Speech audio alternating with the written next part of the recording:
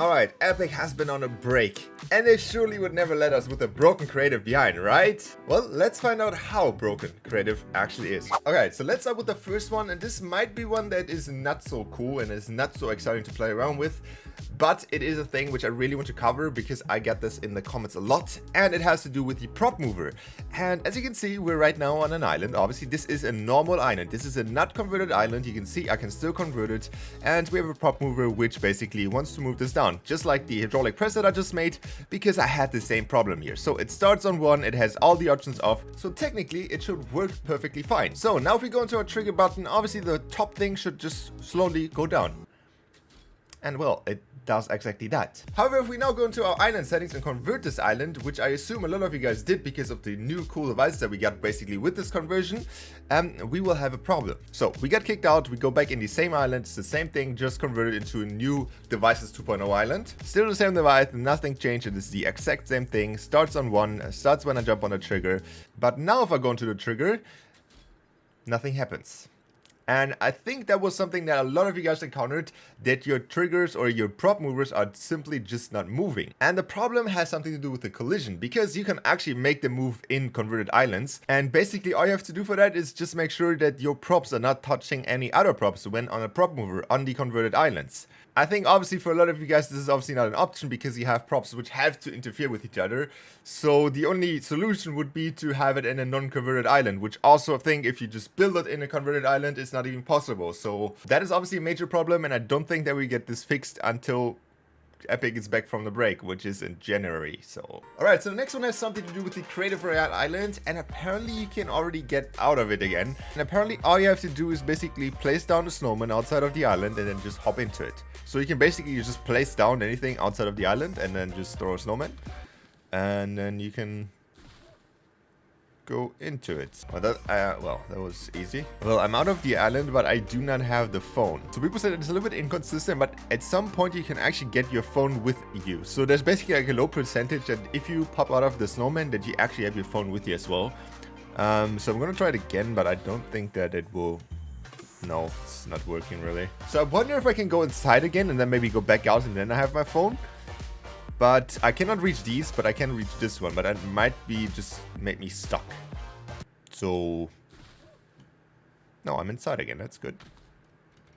And here I can fly again.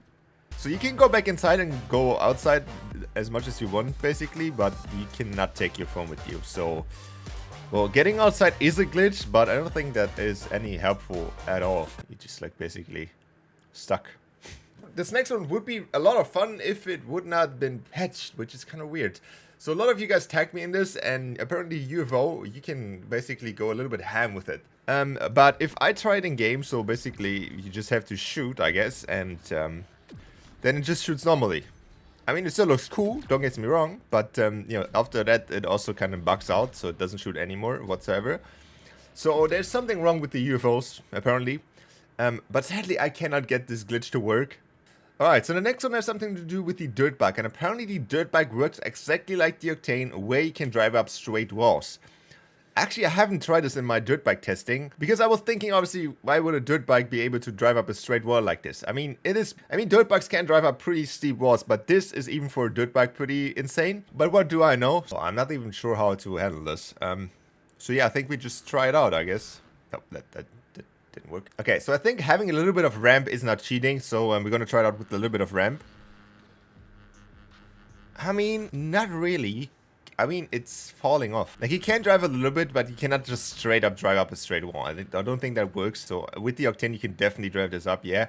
So there's no problem with the Octane doing stuff like this.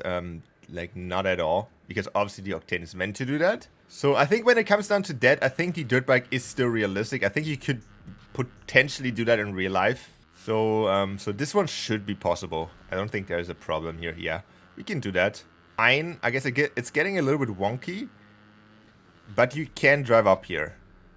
I think that's a little bit unrealistic, but I think we're still in Fortnite, so definitely something a little bit below 90 is definitely doable. Okay, can we still appreciate that we still spawn in front of a pillar? Like that has to be a troll. Like, nobody at Epic or the creators, no hate, but thought that was a good idea to spawn something directly in front of a pillar. That it has to be a troll. You cannot tell me otherwise. Also, I said that on Twitter, but this is a maximum security hazard. I don't know why this is even allowed here. I will sue Epic for this one. Okay, so for the last one, I have a little secret for you guys, which for those of you who consistently watch my videos, you will probably stick to the end. So a lot of people ask me how I did the press here, because for them it's not working. Obviously, I just showed at the beginning how the prop mover thing is, so you can see that these are not touching. But obviously, people don't know how to do it so it actually presses the car. And there's actually a secret trick to it, and that is that you have to damage the car before it's getting squished, because the prop mover can only like squish damaged things or damaged cars, I can guess.